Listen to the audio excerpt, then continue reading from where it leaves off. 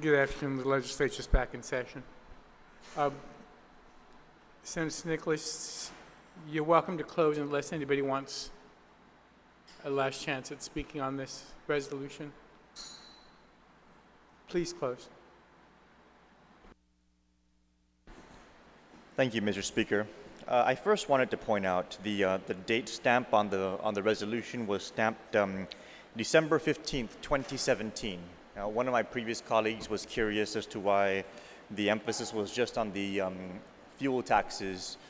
At the time that this was introduced, that was the predominant issue.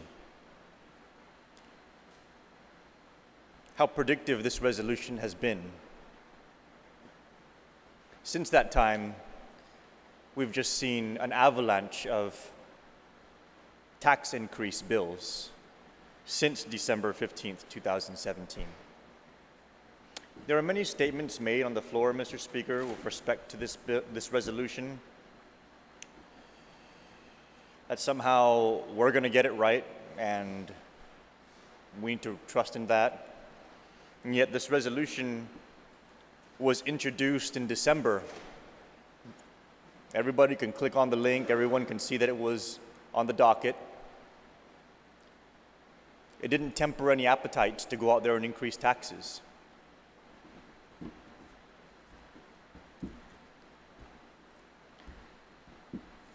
It was mentioned earlier that this resolution is somehow outside of the box thinking.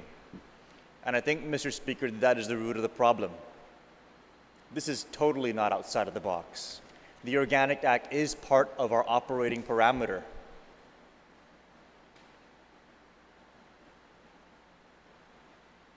And to thereafter say that putting an amendment into the Organic Act to involve our people, to have them ratify tax increases, is somehow boxing us in. I mean, it makes for a good soundbite, but it's completely opposite for what the resolution would achieve. It would finally empower our people to have the final say. And as I listened to other discussion about the resolution, it just didn't add up. There were statements made like, we don't want Uncle Sam to micromanage us. Uncle Sam isn't micromanaging us. The people will be the ones making the decision.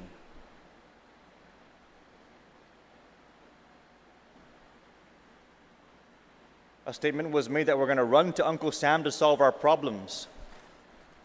This has been a local law for so many years. Seeking to codify it into the Organic Act is not running to Uncle Sam to solve our problems. It's elevating our own local law so that it can be fully empowered and so that our people can be empowered. And it's statements like that, Mr. Speaker, that create division within our community and almost hint towards an anti-American sentiment. Other statements were made about how our Section 30 paying for our war claims was something Congress put on us. Mr. Speaker,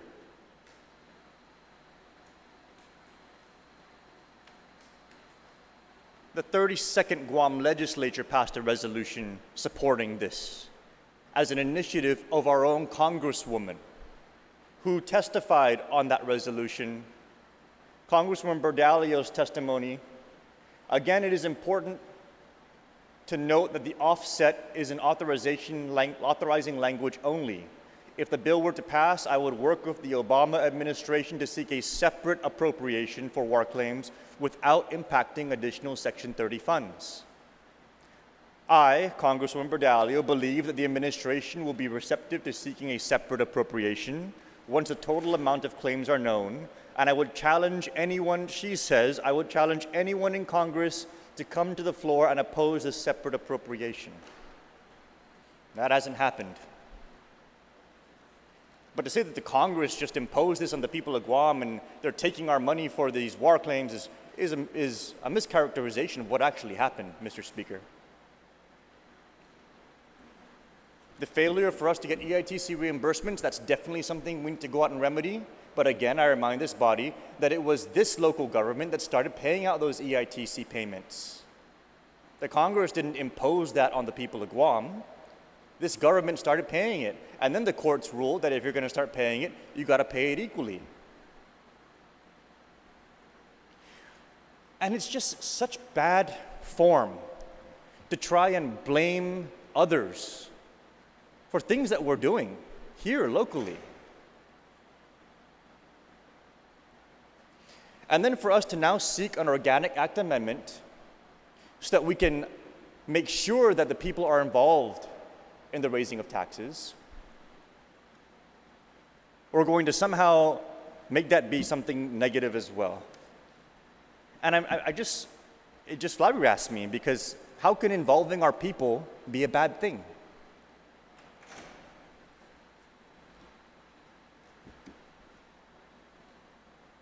There was a statement made that we're the ones that make these decisions and we're the ones that have to live with those decisions. Mr. Speaker, I would just like to put on the record that it's the people of Guam that have to live with our decisions.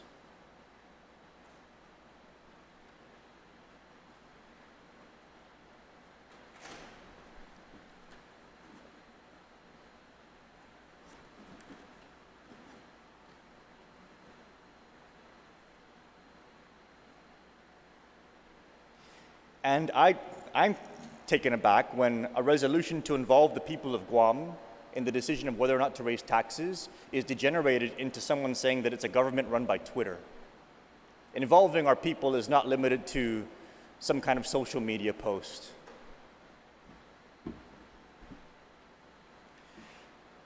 So I need to repeat again, because I don't quite know if it was clear enough in the opening statement.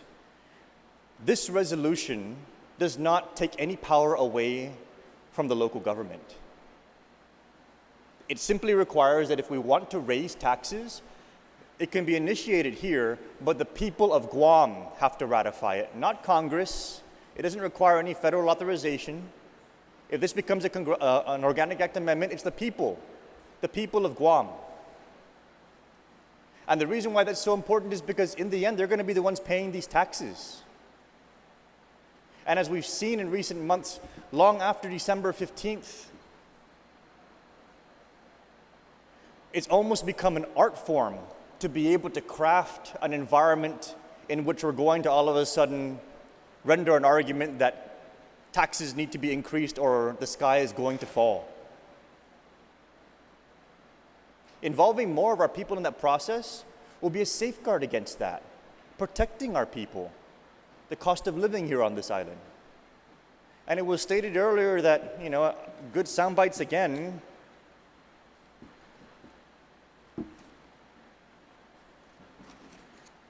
What's good about our people overcome what's bad about our people? Absolutely. And so if we believe in that, shouldn't we let them vote on whether or not to increase taxes?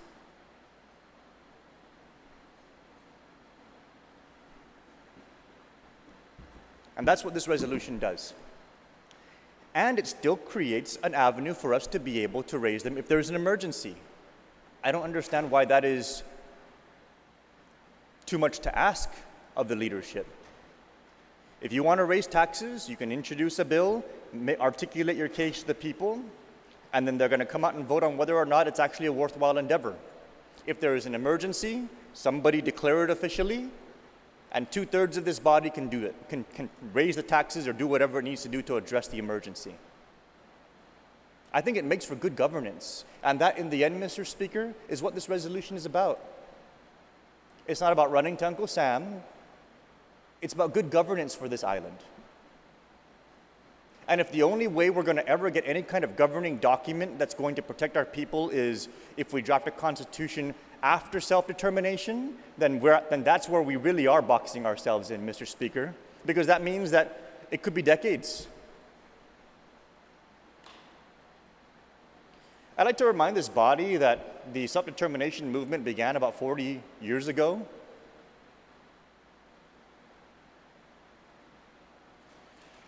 The Constitution issue was raised and defeated about 40 years ago. The Organic Act is what we have today. And as we work to continue on the self-determination path and perhaps a constitution at some point, let's not deny ourselves the opportunity to use the tools that are already given to us to improve the governance environment that we have. And the way this resolution does that is by involving the people of Guam.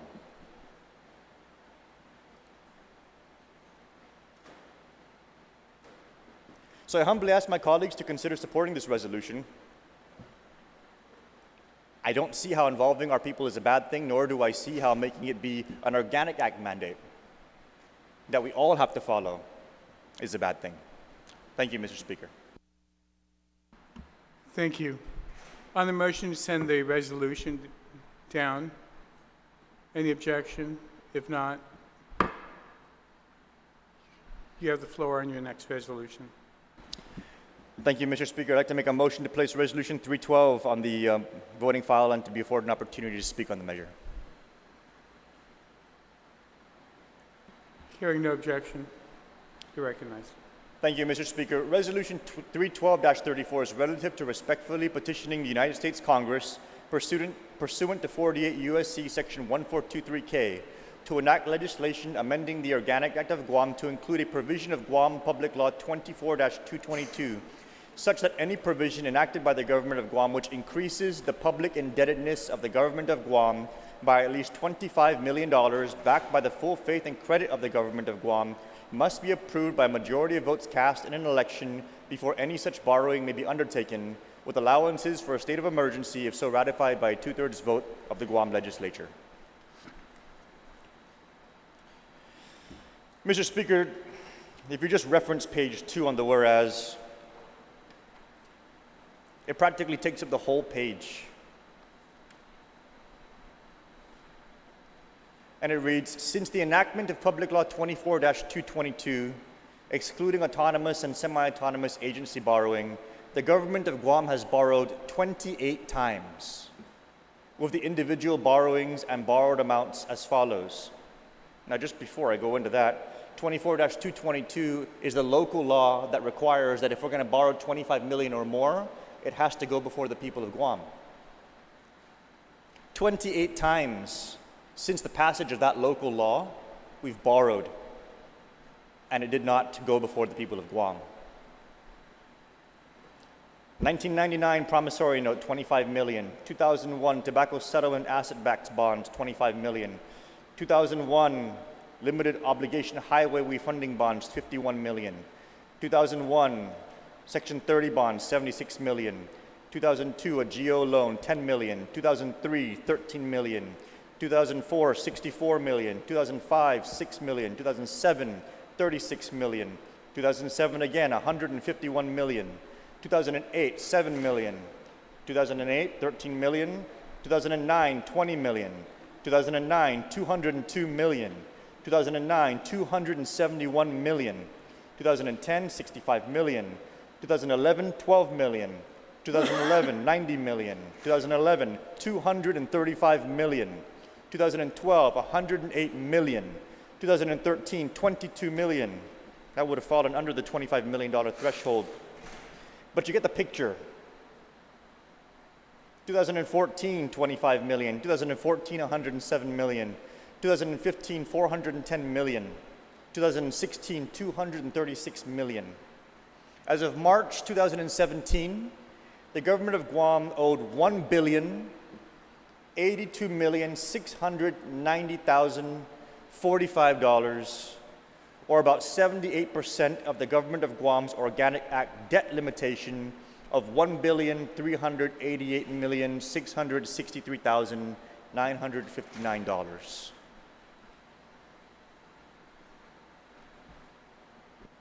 Just letting that sink in for a bit. When you comb through these borrowings, a number of them were for some of the items that were referenced in Resolution 310. Borrowing for refunds. But it's actually more complicated than that. Because where did the refund money go? As was mentioned in the discussion of Resolution 310, it went for government operations. And so we're basically borrowing for government operations.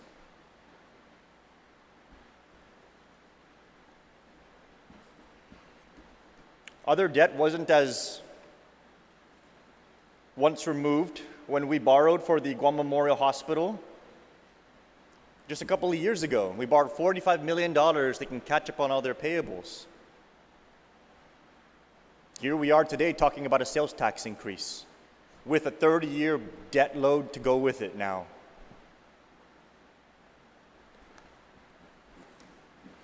The value in requiring our people to ratify debt over $25 million is that the obligation needs to make sense to the people of Guam. They would need to look at it and say, yeah, okay, you know what? I support going out and borrowing for this purpose. But there's even one greater reason why that awareness and that involvement of our people is important. Because by being involved in the process, they can put the pieces together when things are adding up that really shouldn't. Like when we borrow $45 million to pay off vendors for supplies to the hospital, and then 2 years later they come back and they have a liability once again for those same vendors. It causes an awareness of our public to be able to step back and say, what's going on? Didn't we borrow for this purpose already?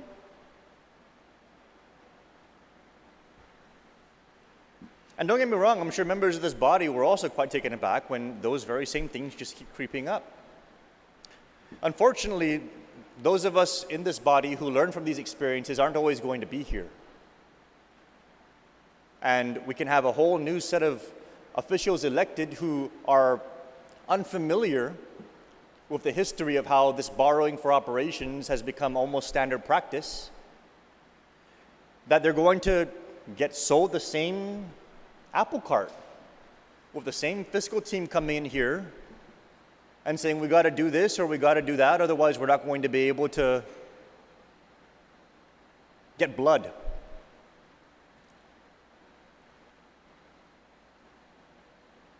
And that's why making it the law of the land so that our people are the ones that need to ratify debt would be so transformative. Because then the people, it doesn't matter who the elected officials are, the people will be the ones who will remember where we've been and how often the same issues have crept up. And you better not try and sell them the same apple cart. Or if you do, it better be able to fly. So, Mr. Speaker, this is the final resolution of a series of resolutions that I've introduced, all centered around the purpose of trying to get our finances to elevate above the political noise that we've seen over the past couple of months. And while we may hope that the political noise of the past couple of months is an isolated incident, I've been here 6 years.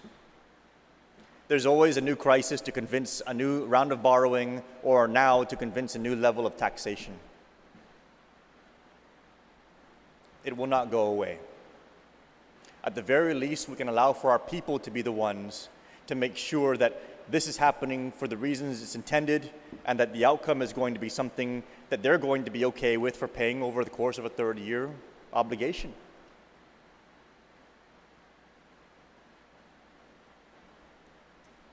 And so I asked my colleagues to, in the context of the big picture of how everything comes together, consider supporting Resolution 312-34. The challenges of Puerto Rico get talked about so much that sometimes it almost sounds like a fairy tale or something that's just happening over there and isn't necessarily a possibility here. But the elements are the same. Borrowing for operations, raising taxes to fill in more operational shortfalls, and then the tax base eroding because the cost of living gets so high that people who can move do move and go earn elsewhere and pay lower taxes elsewhere, and then it just becomes a death spiral. When I wrote to the governor and to the congresswoman over a year ago about warning that the Trump tax cuts are going to have a fiscal impact, it went ignored to the detriment of all of us. We could have come together and we could have had solutions lined up, options ready to go. I pray that these resolutions don't turn into that same kind of outcome. we can change it. We can make it the law of the land, and we can involve our people. I have faith in them.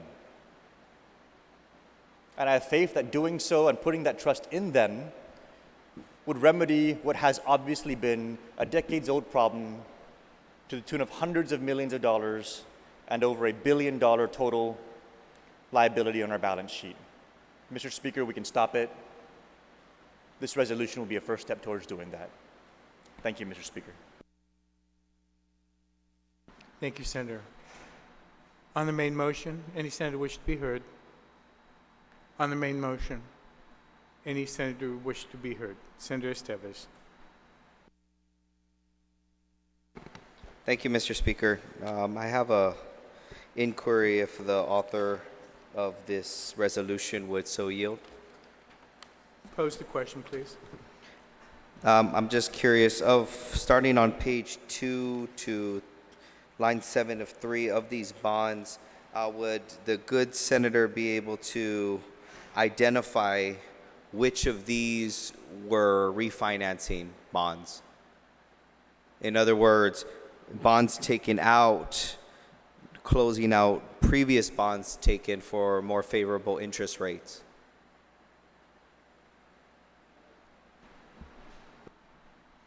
Do you yield? That's a good question. I wouldn't be able to pinpoint exactly which ones. Some of them are. A lot of them, and this is also where the politics comes back in, because they kind of build them in together. I'll refinance this, and then I'm also going to spend it there. So I do know, like on line 18, that obviously is a short-term financing. It could have been a refinancing, but it's hard to point out exactly which ones here are refunding or refinancing bonds. But I can say, based on my experience, having sat through a couple of these, that oftentimes the refundings include additional debt for additional purposes. Thank you, Mr. Speaker. That's satisfactory. Yes, Mr. Speaker. Well, I understand the intent, Mr. Speaker, of this resolution and what it aims to do. You know, I still remain committed to the position I took with the other. You know, we have a responsibility in this body to look at the merits of all of these arguments and the potential for bond borrowing or tax increases to turn into more of a popularity contest and a political circus, as opposed to discussing the objectivity and the merits, I think is a great risk.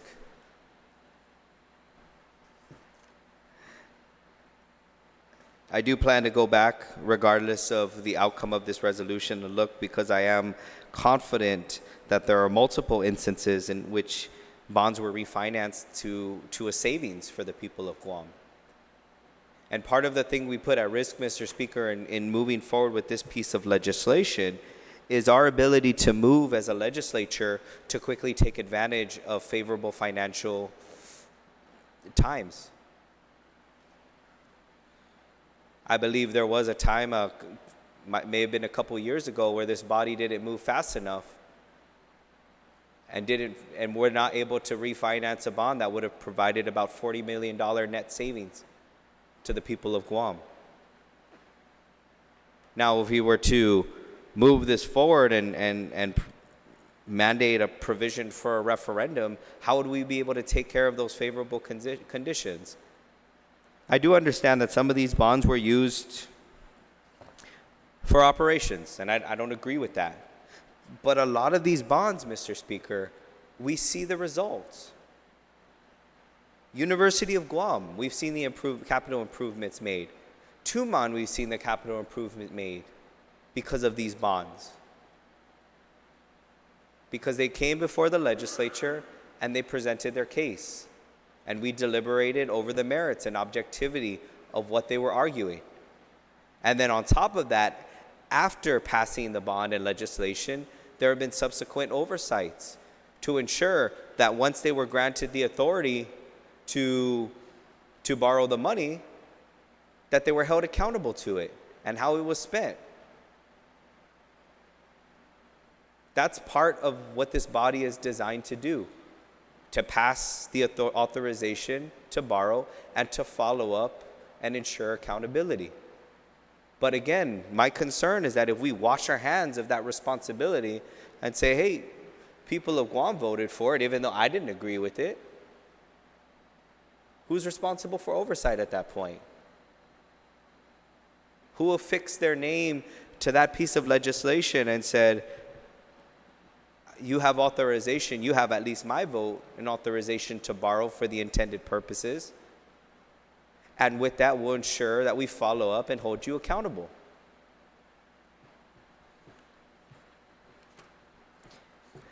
But going back to things that were previously discussed, Mr. Speaker, about our ability as a body not only to authorize borrowing, which is an authority granted to us under the Organic Act, of which there are already restrictions, which I completely agree with, that limit how much we can actually borrow, a debt ceiling,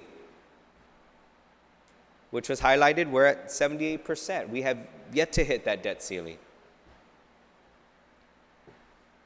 And for the record, I don't propose that we reach the debt ceiling.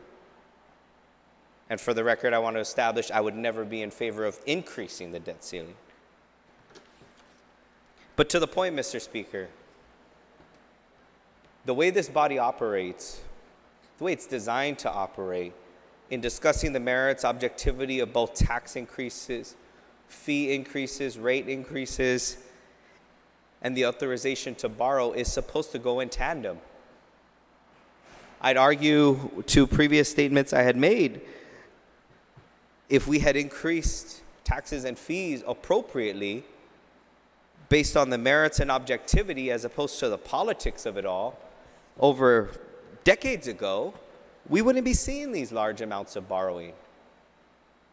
We wouldn't have had to borrow over $200 million to pay the receivership for the closure of Ordit Dump.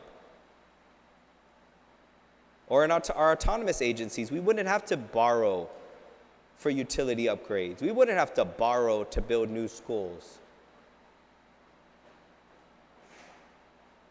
I don't argue the fact that we need strong executive leadership to execute a plan with the funding available to move us forward. But if we don't have the ability to argue and debate and come to a consensus of whether an increase is needed, we're just going to be going around in circles. We'll be blaming the people of Guam for not voting and ratifying a tax increase. Then when something is in a state of emergency or debilitated, we'll be blaming the people of Guam because they didn't vote for the bond borrowing. And Mr. Speaker, as an elected representative of this island, that responsibility falls on our shoulders in this body. And I am not in support of creating a mechanism where the elected leaders of the legislature can wash their hands of it. And we can just go back and go around in circles pointing fingers. Who did it? Who didn't do it? I think it's important that in this body, before the people of Guam, of which I think almost everyone here makes themselves accessible to the people of Guam, we deliberate these issues to the island, issues to the people, with 15 different minds, duly elected by the people of Guam to represent them, and argue the merits and objective points of what it is we want to do. That's key in a representative democracy. It's tried and true. It's proven. And again, Mr. Speaker, there may be comments that this body is weak, but I don't see that.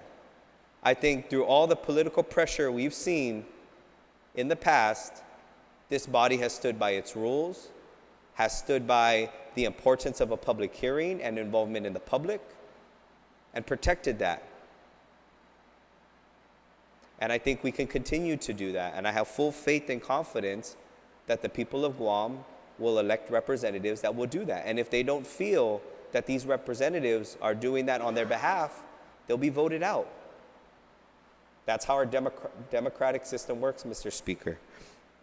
So again, I stand in opposition. I'm opposed to this resolution, as I am with the others, and for the same reasons as previously stated and as stated now. Thank you, Mr. Speaker. Thank you, Senator. Vice Speaker. Thank you, Mr. Speaker. I too stand in opposition to this resolution, and as we said on the previous resolutions, the law is in place. It's up to us, you know, to enforce that law, and just like all our other laws, to get the information we need to enforce that law, to do what we need to do here. And admittedly, you know, this resolution is, you know, well, maybe future senators won't be as experienced as multiple-term senators about the same, what's been described as apple cart, but maybe they will far exceed the political noise that we hear today, and maybe they will, as the previous speaker said, stand strong and firm and committed to the people of Guam. And I too am also proud that in this term that we were able to stand firm in regards to the trans bill, and I'm just so excited to announce, and I hope I don't steal this thunder, but I want to thank our legal counsel and our assistant, Julian Uggan, and our assistant legal counsel, Anna Wampat, and of course you, Mr. Speaker, and our colleagues that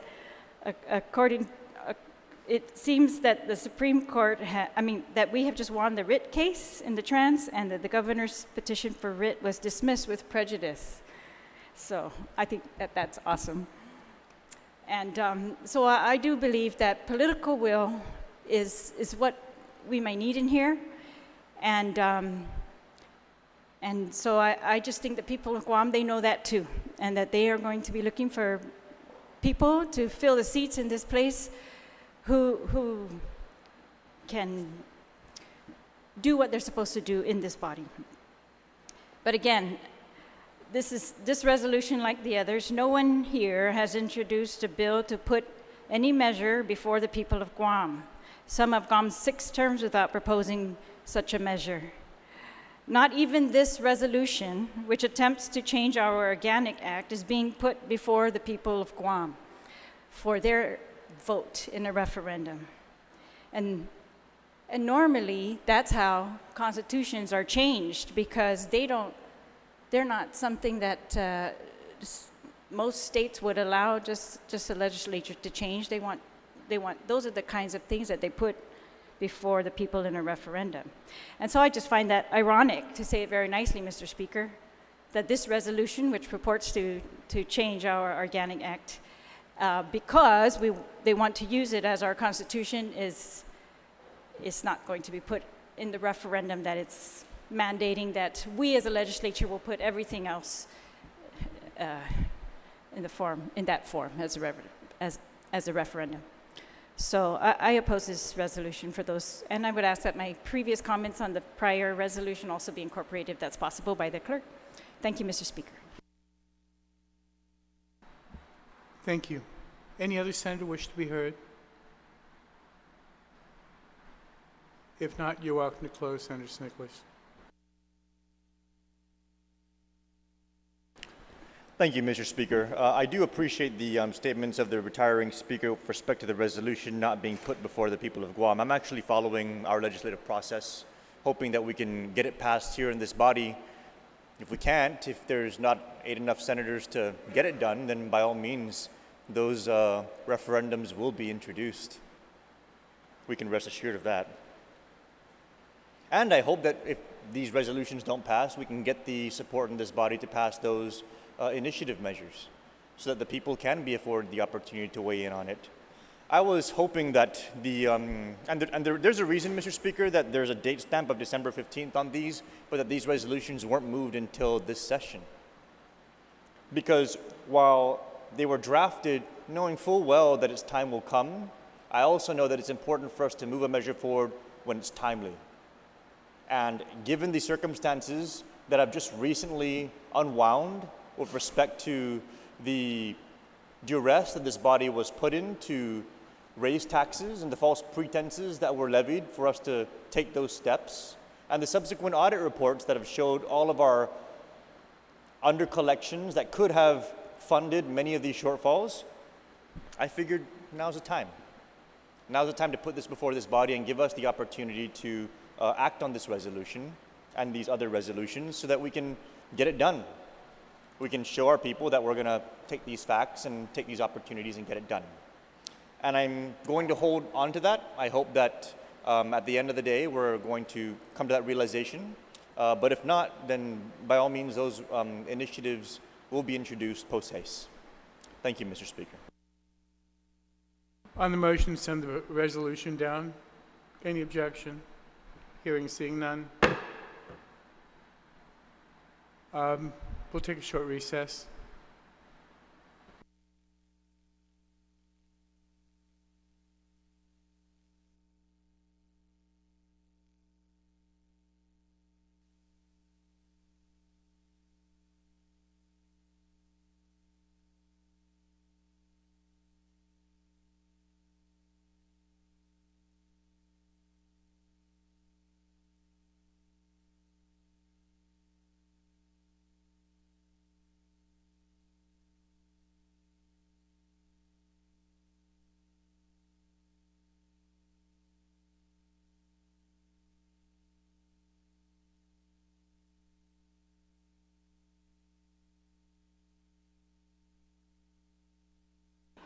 We'll stand in recess until 4 o'clock. Thank you.